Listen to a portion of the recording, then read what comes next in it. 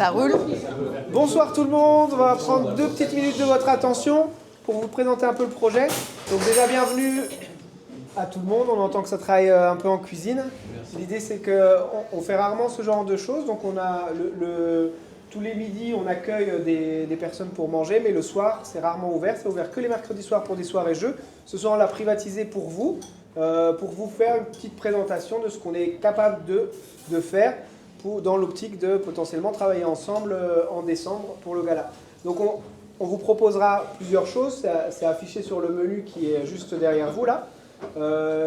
L'idée c'est que c'est un peu des amuse-bouches pour vous donner un peu, voilà, nous on a mis beaucoup de cœur et beaucoup d'amour à l'ouvrage pour que vous puissiez un peu profiter. Et Camille va vous expliquer aussi quel est le projet du Miam Collectif, quelle est l'histoire de ce lieu, et puis moi je vais retourner en cuisine pour continuer, et dès qu'on a terminé ça, on va lancer les premières bouchées, et puis vos retours seront les bienvenus bien évidemment. Voilà, profitez bien de ce soir. On a les petits cartons de 0 à 10 pour les lever. C'est ça. Vous pourrez nous faire une moyenne à la fin. Bonsoir. Bonsoir. Il y en a au moins un de nous qui pense que tu as un très très joli prénom. Ah, parce qu'il y a une personne qui s'appelle Camille, c'est ça? Il est là. Ok. Il vient d'avoir un bébé. Ah, super, super. Quel très bon choix. Donc, voilà, bonsoir, moi je m'appelle Camille, je fais partie de l'équipe salariée du Miam Collectif. Au Miam Collectif, on est donc un groupe de 5 salariés actuellement. Ah, une nouvelle personne nous rejoint. Super. C'est le président.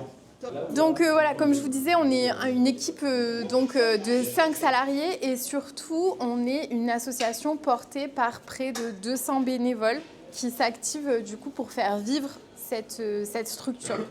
Donc pour vous faire un petit peu l'historique de l'association, nous on est une structure qui a été créée en avril 2018.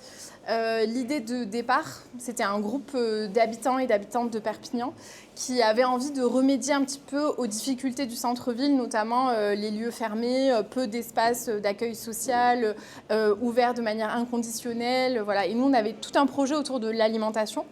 On voulait faire un restaurant qui soit accessible à tous et toutes, mais qui ne soit pas stigmatisant pour les personnes. C'est-à-dire on voulait faire une cantine solidaire, une cantine populaire, mais qui ne soit pas un restaurant seulement pour les pauvres et qui ait l'air d'être un restaurant pour les pauvres. Pour que les personnes qui ont des difficultés financières, qu'elles soient transitoires, de longue durée, qui se sentent périphérisées, stigmatisées parce qu'ils sont des habitants et des habitantes du centre-ville, puissent avoir un lieu où ils retrouvent de la dignité et où ils ont la possibilité d'accéder à une alimentation de qualité à petit prix. Donc voilà, on s'est mis au travail et en janvier 2020, on a ouvert un premier lieu, donc Place Rigaud, je ne sais pas si certains d'entre vous l'ont connu, dans un lieu qui s'appelait l'Atmosphère, qui était un bar.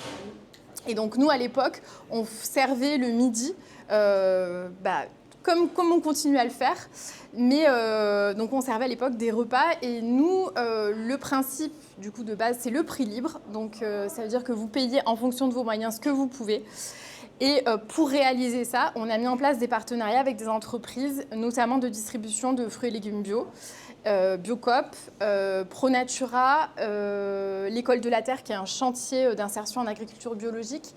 Aujourd'hui, on a aussi Néabio, qui est un très gros partenaire. C'est un gros fournisseur de fruits et légumes bio sur toute l'Europe. Et c'est grâce à ces partenaires, notamment, qu'on peut avoir des prix aussi bas pour les repas, parce que tout ce qu'on récupère, nous, on le transforme en repas délicieux.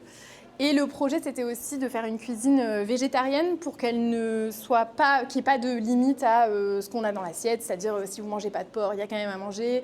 Si vous avez une intolérance, il y a quand même à manger. Et aussi, pour nous, ça a simplifié beaucoup la gestion de ces invendus qu'on récupère. Par ailleurs, nous, on achète tout en réseau biologique, c'est-à-dire que quand vous mangez au Miam Collectif, vous mangez un repas qui est intégralement biologique. Donc ça, quand même, dans un quartier populaire, c'est important et pour nous, ça avait beaucoup de sens de faire ça. Et donc, comme je vous disais, on a ouvert en janvier 2020. Voilà, à une époque où quand même ça a été assez particulier, mais pour le Miam Collectif, ça a été un coup de boost cette période de confinement parce qu'il y a beaucoup de personnes qui se sont mobilisées pour les autres à cette période-là. Et du coup, on a eu un gros groupe de bénévoles qui s'est formé, qui s'est soudé à ce moment-là et qui, pour certains, continuent à venir au Miam aujourd'hui et à mettre la main à la pâte pour que tous les jours ça fonctionne. Donc pour nous, ça a été un peu un accélérateur du projet. Et donc on a continué comme ça pendant toutes ces années, un petit peu d'adversité, à servir des repas. Et on servait beaucoup de repas pendant la période du confinement, exclusivement à des gens qui étaient dans le besoin, parce qu'on ne pouvait pas ouvrir ce restaurant de manière classique, mais on a ouvert tous les jours pendant les confinements pour les personnes qui en avaient besoin. Donc voilà, on était un peu un lieu ressource à ce moment-là. Et à la fin de toute cette période, a émergé l'idée d'avoir notre lieu à nous, parce qu'à l'époque, on le partageait avec un bar commercial.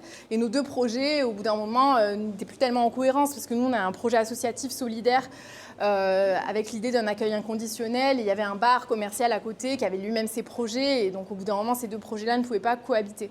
Et donc, nous, on a émergé dans l'équipe le projet d'avoir un lieu à nous. Donc ce lieu, vous y êtes. Donc en quelques mois, l'équipe s'est fortement mobilisée pour chercher un local. Et vu les difficultés pour louer des locaux dans le centre-ville, le plus simple, c'était de l'acheter. Le plus simple, entre guillemets, parce que c'est pas si simple que ça. Même si le foncier dans le centre-ville de Perpignan, c'est pas l'endroit le plus cher du monde, il y a quand même plein de difficultés inhérentes au bâti, inhérentes à plein de choses. Et puis nous, en tant qu'association de solidarité, on n'est pas forcément perçus comme des soleils par les banques. Donc c'était pas si simple. Mais grâce à la solidarité de nos adhérents, qui a été très forte à ce moment-là, on a levé, si je me trompe pas, près de 60 000 € de fonds auprès de nos adhérents. Donc ça allait de dons de 2 € à des dons de 5 000 €. Et grâce à ça, on a pu financer l'achat de ce lieu qui était dans un état lamentable à l'époque et qu'on a rénové grâce à l'énergie des bénévoles aussi. Donc c'est un chantier participatif qui a duré 3 mois et on a remis ça complètement en état. Si certaines ont envie, on pourra faire une visite des lieux après, de la cuisine et tout ça pour voir un petit peu ce que ça donne. Et ce moment-là, ça a été vraiment un moment de boost pour notre projet. On a recruté 2 salariés supplémentaires pour gérer un café, qui est aujourd'hui un lieu aussi d'accueil où il se passe des activités dans le quotidien. Donc vous voyez, on a une programmation en fait avec des événements qui se passent tout au long du mois. Les soirées jeux, on en a parlé le mercredi. Il peut y avoir des événements en soirée, des pièces de théâtre, des moments de discussion. Il y a des temps artistiques, il y a des temps de conserverie aussi. On fait de la cuisine ensemble et tous les midis, on cuisine en collectif. Donc avec des groupes très hétérogènes de personnes qui souvent n'ont jamais cuisiné dans un restaurant et qui viennent avec nous préparer un repas pour le midi. Comme je vous le disais, voilà, aujourd'hui, on est à près de 200 bénévoles qui s'investissent pour préparer les repas. Et c'est une vraie petite famille qui s'est créée autour du Miam parce qu'aujourd'hui, les bénévoles très actifs, il y en a près de 80 qui sont dans un groupe WhatsApp, qui socialisent ensemble, qui créent des choses. Voilà, donc c'est vraiment créer un lieu de quartier, c'est aussi un vecteur pour les habitants et les habitantes de se saisir de la vie de leur quartier, de recréer des solidarités entre elles et eux. C'est pas juste on crée un lieu, on y mange. C'est on crée un lieu, on y mange, on y vit, on construit. Et voilà. Bravo. Je ne sais pas si vous avez des questions sur... Combien de repas? Combien de repas? Le midi, c'est une moyenne de 50 repas. Voilà. Il y a d'autres miams? Il y a d'autres miams. Alors, il n'y a pas d'autres miams à proprement parler, même s'il y a pas mal de lieux de restauration qui s'appellent miam en France. Mais il y a d'autres cantines associatives solidaires qui existent dans d'autres villes. C'est pas toujours exactement le même modèle, mais on s'inspire entre nous. Il y a beaucoup de personnes qui voulaient monter des lieux, qui sont venues passer du temps ici. Donc nous, on est aussi un lieu d'apprentissage. On accueille des personnes qui veulent monter des projets. On accueille des personnes en réinsertion professionnelle. On a des partenariats avec le Greta. On a des partenariats avec plein de structures éducatives des Pyrénées-Orientales. On a accueilli beaucoup d'apprentis en cuisine. On accueille beaucoup de stagiaires qui sont en reconversion, qui s'interrogent sur le métier de cuisinier, cuisinière. Et nous, ça permet de mettre un pied en douceur dans le monde de la cuisine parce que c'est pas toujours un monde facile, mais nous ici on essaye de le rendre un peu plus doux, on essaye de rendre ce monde du travail en cuisine un peu plus accessible. Voilà, et pour vous dire au niveau du modèle économique du Miam Collectif, nous on est à peu près à 65% en autofinancement, donc c'est le prix des repas qui est payé, les prestations qu'on fait à l'extérieur, parce qu'on fait pas mal de prestations en extérieur pour lesquelles on essaye de demander une participation un peu supplémentaire. Donc quand on va faire un festival, quand on va faire un repas d'entreprise, voilà, on demande aux personnes de financer le projet solidaire parce que, comme je vous l'ai dit, nous, ce qu'on fait, c'est de la vraie restauration. On travaille, on cuisine à partir d'ingrédients bruts. Pas beaucoup de cuisines qui font ça aujourd'hui. Nous, le matin, quand vous arrivez, il y a une pâte à tarte à faire. C'est de la farine, de l'huile et puis de l'huile de coude, quoi. Voilà, c'est pas... on prépare tout. Les crèmes que vous allez manger ce soir, elles ont été préparées de A à Z. Il n'y a pas d'aliments transformés, c'est du brut. Et du coup, voilà, tout ça pour vous dire que c'est quand même du travail et que nous, on a le souci de faire du beau et du bon pour les personnes, quelles qu'elles soient. En ce moment, on a des fruits de la passion, des myrtilles. Tout l'hiver, on a eu des avocats. Enfin, c'est pas de la... On a de la belle marchandise, quoi. Bon, bah, on va voir ça. Bon, en tout cas, je voulais vous remercier de vous être déplacés. Pour nous, c'est une belle opportunité de montrer ce qu'on est en capacité de faire pour des propositions de traiteurs. Comme je vous l'ai dit, voilà, je vous ai parlé de notre manière de nous financer. Aujourd'hui, on est financé en bonne partie aussi par des subventions, du mécénat. Et donc, on cherche aussi à améliorer notre autofinancement, conscient de ce qui se passe dans le monde aujourd'hui. Pour faire perdurer un projet comme le nôtre, il faut qu'on noue des solidarités un peu plus fortes et qu'on aille vers un public qui est capable de financer un peu mieux notre projet pour garantir l'équilibre de la solidarité. Ici, le fonctionnement, c'est le prix libre. Donc, comme je vous le disais, donc on demande aux personnes de payer en fonction des moyens qu'ils et elles ont. Et donc, de jauger ce qu'ils ont dans l'assiette pour rémunérer le miam collectif. Et ce que vous mettez en plus permet de servir des repas à des personnes qui n'en ont pas les moyens. Donc c'est vraiment une action très harmonieuse et qui sert le bien commun.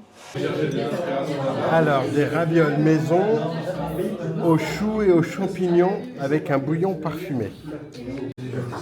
Alors, on a un croustillant de sésame ricotta avec une salade de haricots, algues et jeunes pousses.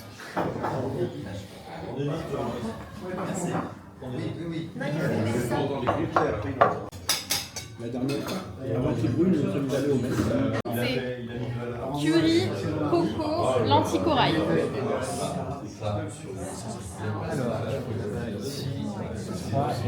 Non, il n'y a personne là. Ouais, moi je flotte. Cru pané pleurote avec une crème de cajou. C'est un peu magique. Vous nous en direz des nouvelles. Peur maison, qui est issue de la culture culinaire chinoise, qui est garnie de pleurotes, de pickles et un pesto de fans de radis. Un pesto de fans de radis. En tout cas, c'est magnifique. Un petit peu, ouais. Parce que j'ai fait une soupe. Non, de carottes. Vous avez 3 petites propositions sucrées différentes. Il va y avoir une tartelette crue aux agrumes et aux crèmes d'amande. Vous avez une petite truffe matcha chocolat et alors, je sais pas, c'était une petite crème glacée. Attends, tu redis Léa ce que c'était ça, ouais. Une mousse à la fraise sur un coulis de myrtille et quelques grains de menthe. Bien. Donc ça c'est le menu numéro 1. Après on attaque le menu numéro 2. Et on va en revenir. Vous avez encore faim Merci.